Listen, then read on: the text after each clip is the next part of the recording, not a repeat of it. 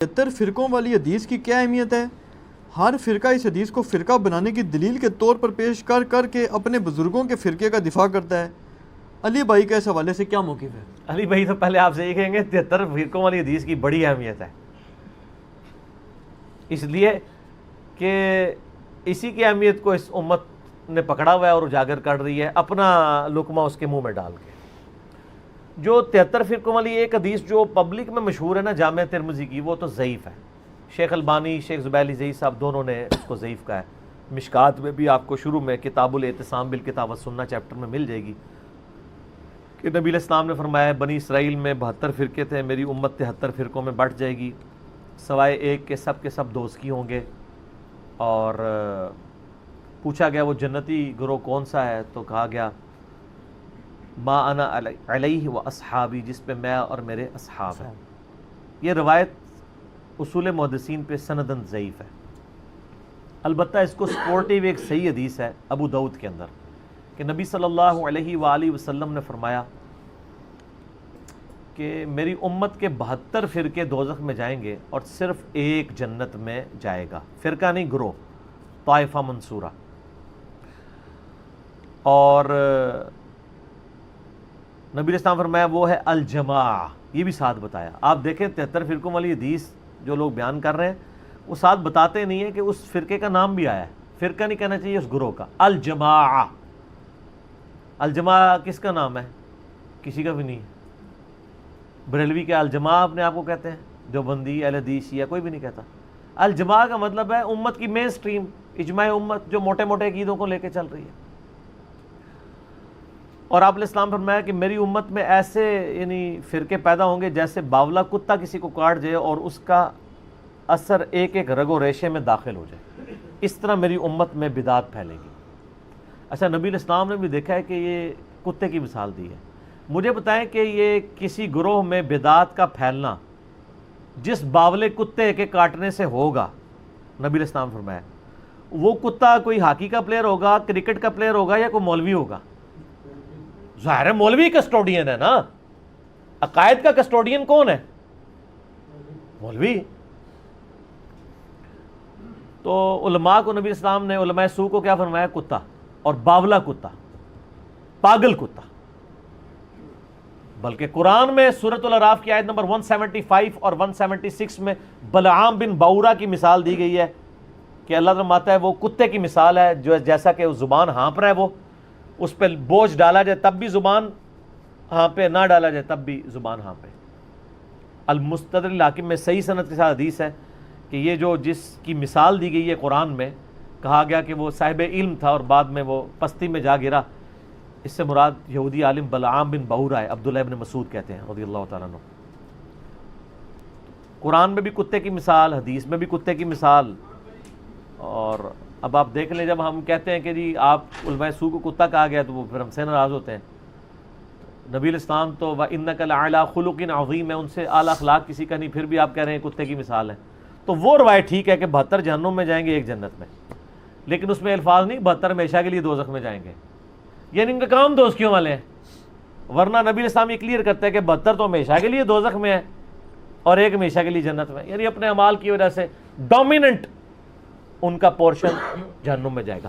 اس کو ایک سپورٹیو حدیث بخاری اور مسلم کی ہے کہ میری امت کا ایک گروہ قیامت تک حق پہ قائم رہے گا، کوئی نقصان پہنچانے والا ان کو نقصان نہیں پہنچا سکے گا حتیٰ کہ قیامت قائم ہو جائے گی۔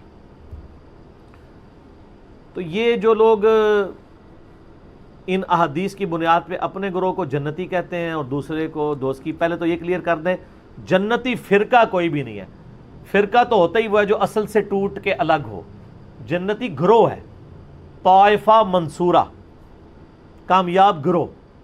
نبی علیہ السلام، صحابہ، تابعین، اہل بیت سب کے سب ایک یعنی جنتی گروہ تھے، ان سے ٹوٹ کے جو الگ بنا وہ فرقہ ہے۔ اب یہ پتہ ٹوٹتا ہے تو وہ فرق ہو جاتا ہے نا اپنے درخت سے، وہ پتہ تو نہیں کہہ سکتا یہ درخت فرقہ ہے۔ جس طرح آج ہم کہتے ہیں ہمیں اپنے آپ کو مسلمان کہنا چاہیے، وہ کہتے ہیں یہ نیا فرقہ بن گیا۔ اور فرقہ تو وہ ہے جنہوں نے انڈیا کے شہروں کے نام کے اوپر اپنے آپ کو بانٹا ہوا ہے، بریلی اور دیوبندی، بریلوی دیوبندی دونوں یعنی انڈیا کے شہر ہیں، حالانکہ ہم ان کو پھر مسلمان سمجھتے ہیں، تمام اختلافات کے باوجود ان کی اصلاح کے لیے علمی طریقے سے ان پہ ان کی غلطی ہائی لائٹ کرتے ہیں۔ 73 فرقوں والی حدیث اس والا جو پورشن ابو داؤد کا ہے وہ بالکل ٹھیک ہے، اور اس کا فہم میں جو سمجھتا ہوں وہ میں آپ کو بعد میں بتاؤں گا. پہلے میں وہ وسوسہ اس میں کلیئر کر دوں کہ ہر گروہ یہ کہتے ہیں ہم جنتی دوسرے دوست کی. تو اس سے آپ کو یہ بات پتہ چل جانی چاہیے کہ اس کا سلوشن کسی کے پاس بھی نہیں ہے، کیونکہ بریلوی اگر اپنے آپ کو طائفہ منصورہ کہتے ہیں، باقی سب کو کہتے ہیں وہ دوست کی ہیں، تو پھر آپ خود سمجھ لیں. یہی بات دیوبندی بھی کر رہے ہوں گے. پھر ایک عام آدمی کدھر جائے؟ ایک عام آدمی قرآن و سنت پڑھ کے نبی الاسلام کے ساتھ اپنا رشتہ مضبوط کرے. ہر گروہ سے، خواہ وہ کسی مکتب فکر سے تعلق رکھتا ہے، سنی ہو، شیعہ ہو، حنفی ہو، شافعی، مالکی، حنبلی، بریلوی، دیوبندی، اہل حدیث، اہل تشیع، اچھے لوگ جو موجود ہیں جنہوں نے اپنی اصلاح کر لی ہے اور امت کی مین سٹریم سے نہیں ہٹے، انشاءاللہ جنت میں جائیں گے. یہ امت کی مین سٹریم سے ہٹنے والے لوگ ہیں جیسے خوارج ہیں، پوری امت سے الگ ہو گئے. آج دور اعظم میں قادیانیوں کو آپ کہہ سکتے ہیں پوری امت سے الگ، ایک انہوں نے جھوٹی نبوت کے اوپر ایک پورے کا پوری بلڈنگ کھڑی کر لی. یہ وہ گروہ ہیں. بریلوی، دیوبندی، اہل حدیث، شیعہ آپس میں ایک دوسرے کو اس طریقے سے کہہ کے بانٹنے کی کوشش کرتے ہیں، تو اس کا تو کوئی اینڈ نہیں ہوگا. باقی یہ جو لوگ کہتے ہیں نا جی وہ فرقوں میں بٹنا ضروری ہے کیونکہ خالی مسلمان کہلانا کافی نہیں، نبی اسلام نے فرمایا تھا کہ فرقے ہوں گے. آپ نے یہ تو نہیں فرمایا تھا فرقے بنانا، آپ نے تو بلکہ ڈرایا ہے. یہ تو اسی طریقے سے ہے جیسے مسلم میں حدیث ہے، صحیح مسلم میں، کہ نبی علیہ السلام نے فرمایا قرب قیامت میں عورتیں ایسا لباس پہنیں گی گویا کہ ننگی نظر آ رہی ہوں گی، چست لباس ہوگا یا باریک. اس سے کوئی یہ رزلٹ نکالے گا کہ چونکہ اب قیامت آنے والی ہے لہٰذا ہم اپنی عورتوں کو ننگا لباس پہنائیں؟ یہ رزلٹ نکالنا چاہیے. تو فرقوں والی حدیث سے یہ رزلٹ کیوں نکال رہے ہیں کہ فرقے بنائیں؟ وہ تو کنڈیم کیا گیا ہے. کنڈیم کیا ہے قرآن میں؟ وَاعْتَصِمُوا بِحَبْلِ اللَّهِ جَمِيعًا وَلَا تَفَرَّقُوا. اللہ کی رسی قرآن کو مضبوطی سے تھام لو، فرقوں میں مت بٹو. قرآن جب منع کر رہا ہے فرقے بنانے سے تو حدیث میں تو صرف خبر ہے، حکم نہیں ہے. حدیث تو بتا رہی کہ ایسا ہو جائے گا بچ جانا، جیسا کہ ایسا ہو جائے گا کہ عورتیں چست لباس پہنے گی تم بچ جانا. انہوں نے اسے حکم بنا لیا ہوا ہے. یعنی کامن سینس بھی نہیں. لیکن common sense is not so common. Common sense بھی کم لوگوں میں ہی ہوتا ہے نا، اتنا کامن بھی نہیں ہوتا. اور آپ دیکھیں فرقہ واریت کا عفریت اور جن اور بدعت اتنی خطرناک چیز ہے کہ یہ شوگر کوٹڈ کر کے ہر مسلمان نے جو ہے نا وہ استعمال کر لی ہوئی ہے. اور اس کے اوپر کبھی اس آیت پہ کسی نے نہیں عمل کرنا، وَاعْتَصِمُوا بِحَبْلِ اللَّهِ جَمِيعًا وَلَا تَفَرَّقُوا. اور اس سے سخت آیت جو اپنے منج پہ ہم نے لکھی ہوئی ہے، ان الذین فرقوا دینہم وکانوا شیعا لست منہم فی شیء. بے شک جنہوں نے دین میں فرقے بنا لیے اور اپنے آپ کو گروہوں میں بانٹ لیا، اے نبی آپ کا ان سے کوئی تعلق ہی نہیں ہے. انما امرہم الی اللہ، ان کا معاملہ اللہ کے سپرد ہے، اللہ ان کو بتا دے گا جو دنیا میں انہوں نے کرتوت کیے تھے. کتنی سخت آیت ہے، سورۃ الانعام آیت نمبر 159. اس پہ کسی نے عمل نہیں کرنا. آج تک آپ نے یہ تو سنا ہوگا جشن دیوبند کانفرنس سنی ہے نا، عظمت اہل حدیث کانفرنس، 100 سالہ جشن اعلی حضرت سنے. آج تک آپ نے کبھی سنی ہے مسلمان کانفرنس یا مسلم کانفرنس؟ نہیں، کوئی بھی کرنے کے لیے تیار نہیں ہے.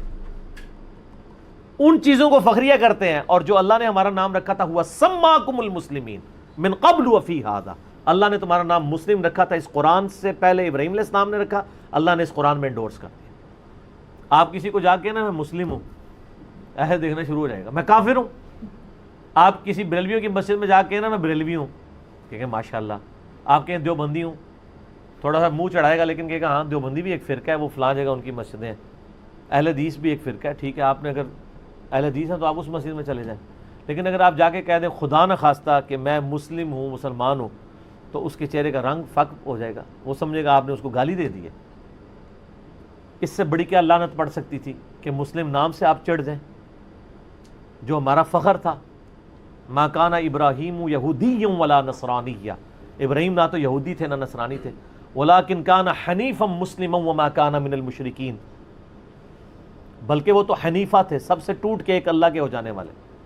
وہ مشرک نہیں تھے اور مسلم تھے، سر تسلیم خم کرنے والے. یہ آج ہمارے لیے مصیبت بن گئی ہے. ہم جب لوگوں کو بتاتے ہیں لوگ پریشان ہو جاتے ہیں، پھر ہم ان کو پھکی دیتے ہیں. صحیح مسلم میں ایک حدیث ہے کہ قرب قیامت میں جب دجال آئے گا نا تو الٹیمیٹلی یہودیوں کے خلاف جب مسلمان قتال کریں گے تو اللہ کے نبی علیہ السلام فرماتے ہیں اگر یہودی کسی پتھر کے پیچھے بھی چھپا ہوگا نا تو وہ پتھر بھی بول کے کہے گا ایھا المسلم، اے مسلم میرے پیچھے یہودی اسے قتل کر دے، سوائے ایک درخت کے غرقت جو یہودیوں کو پناہ دے گا، کیونکہ وہ یہودیوں کا درخت ہے جس کی کاشت انہوں نے بہت زیادہ کی ہوئی ہے. میرا یوٹیوب پہ غرقت کے اوپر ایک کلپ بھی ریکارڈڈ ہے. میں یہ کہتا ہوں کہ اگر آج کے بریلوی دیوبندی اہل حدیث شیعہ کو پتھر کے پیچھے سے یہ آواز آ جائے اے مسلم، تو ہو سکتا ہے یہ کہ پیچھے کوئی انجینئر صاحب کی ویڈیو ہی چل پڑی ہے. انہوں نے تو مڑ کے بھی نہیں دیکھنا جب تک انہیں یہ نہ کہا جائے کہ اے بریلوی، اے دیوبندی، اے حدیث. تو چڑھتے ہیں مسلم نام سے، آج اگر چڑھ رہے ہیں تو اسی وقت بھی چڑھیں گے. قرآن و سنت کی ٹرم تو مسلم اور مومن ہی ہے، باقی آپ کی بنائی ہوئی ہیں. اس لحاظ سے ویسے میں شیعہ کو ایج دوں گا. شیعہ اپنے ساتھیوں کے لیے مومنین کی ٹرم استعمال کرتے ہیں، سنی اپنے ساتھیوں کے لیے مسلمین کی ٹرم نہیں یوز کرتے ہیں. کہتے ہیں نا مومن، مومنین، وہ ٹرم قرآن سے لے رہے ہوتے ہیں. تو سر سنیوں، میں نہیں کہتا آپ اپنے آپ کو مومنین کہیں، ان سے فرق تو آپ نے کرنا ہے، وہ جبلت میں ہے، ان کی بھی اور ہماری بھی. ہماری سے مراد آپ لوگوں کی، میں تو دونوں سے باہر ہوں، مسلمان ہوں. وہ مومنین کہتے ہیں، آپ مسلمین کہہ لیا کریں، لیکن ٹرمز تو قرآن کی استعمال کریں، حدیث کی استعمال کریں. قرآن و سنت میں تو ٹرم یہی ہے. صحیح مسلم میں حدیث ہے کہ ہفتے میں ایک دن کا غسل کرنا ہر مسلم کے اوپر واجب ہے، جس میں اپنے جسم کا میل دور کرے. کسی بھی دن کر سکتا ہے، جمعے دن کر لے، افضل ہے جمعے کے علاوہ بھی کر سکتا ہے. وہ ظاہر کرتے ہی ہیں مسلمان. تو مسلم، وہاں بھی ٹرم مسلم ہے، یہاں مسلم نام سے لوگ چڑھتے ہیں. اچھا علی بھائی، آپ کی اس بات سے نا وہ مجھے ایک بات یاد آئی، اگر اجازت دیں جی، تاکہ یہ ایشو کور ہو جائے. آپ نے فقی کی ایشو بات تو کی قیامت تک نہیں کور ہونا ہے جن کے نہیں یہ ہونے. اسپیسیفک یہ ایشو کور ہو جائے نا. ایک بہت بڑے وکیل اناف ہیں، وہ نام نہیں لینا، نہیں نام نہیں میں لیتا، میں بس وہ وکیل اناف ہی کہا کہ آپ نے ان کا نام لے دیا، بڑے لیکن وکیل باقی اناف ہیں اور بہت بڑے. ہاں جی، وہ وکیل اناف وہ ہیں جن کو میں نے G10 کی مسجد میں آج سے 7-8 سال پہلے سنا کہ جنت میں صرف دیوبندی جائیں گے، یہ الفاظ تھے. اچھا، وہ وکیل اناف جو ہیں انہوں نے آج کل ایک دورہ مسائل کرایا کچھ عرصہ پہلے، اس میں انہوں نے غالباً اسپیسیفکلی آپ کو پکی دی ہے. یہ مسلم والی جی بات میرا ہے. اس کے اوپر جواب آ چکا ہے. اچھا، جی جی جی، انہوں نے کہا جی کہ میں مسلم کیوں ہوا. جی ایک طرف وکیل اناف کی تصویر ہے، دوسری طرف مولانا طارق جمیل صاحب کی سینٹر میں میری، وہ کلپ ریکارڈ ہو نہیں، چکا وہ ہے. جو انہوں نے پکی دی اس کا بھی جواب دیا آپ نے. جی فقی کا انہوں بھی نے کہا جواب. جی میں اگر آپ سے یہ پوچھوں جی آپ ایشیا کے باشندے ہیں، کدھر کے ہیں؟ میں انہوں نے اتھے چھٹے ہیں نا کہ وہ یاد کرن انہوں نے گے. کہا آپ یہ کیوں نہیں کہتے؟ جی جی سارا جواب آ چکا ہے، وہ سوال آپ سے پہلے ہی آ چکا تھا. اچھا، یہ سوال اسی طرح پڑھا گیا ہے کہ آپ یہ کہیں گے فلاں جگہ فلاں جگہ فلاں جگہ. جی جی ٹھیک ہے نا. تو وہ اس کا جو میں نے جواب ان کو دیا نا، وہ آپ سنیں گے تو آپ جھوم اٹھیں گے اور جھوم کے ایک دفعہ کہیں گے کہ نہ میں وابی، نہ میں بابی، میں ہوں مسلم علمی کتابی. وہ کچھ کیا ہے میں نے ان کے ساتھ اس بات کے اوپر، وہ آپ میرا کلپ دیکھ لیں. اچھا، یہ آپ کے یہ جو شعر ہے اس پہ بھی ایک پوسٹ مارٹم ایک علامہ صاحب نے کر دیا. وہ کہنے لگے جی یہ تو جناب جو ہے نا یہ بابی نہ کہا کرو، بابا ہی کہا کرو. کہ بابی تو وہ کہتے ہیں یہ ایران میں تھا کوئی غالباً گمراہ شخص تھا، محمد بن باب کے کیا. وہ نہیں، وہ سر وہ اللہ کے بندے، بات یہ ناموں سے کچھ نہیں ہوتا. عربی کا فتنہ اور پنجابی کا فتنہ اور الفاظ سے نہیں ہوتا. ٹھیک ہے، نہیں وہ کہتے ہیں بابا سے بابی نہیں بنتا نا. نہیں بنتا ہے. اردو میں کیا بنتا ہے؟ بابا ہی بنے گا. نہیں، بابوں کے ماننے والے کو کیا کہیں گے؟ پاکستان کے ماننے والے کو پاکستان کہیں گے یا پاکستانی کہیں گے؟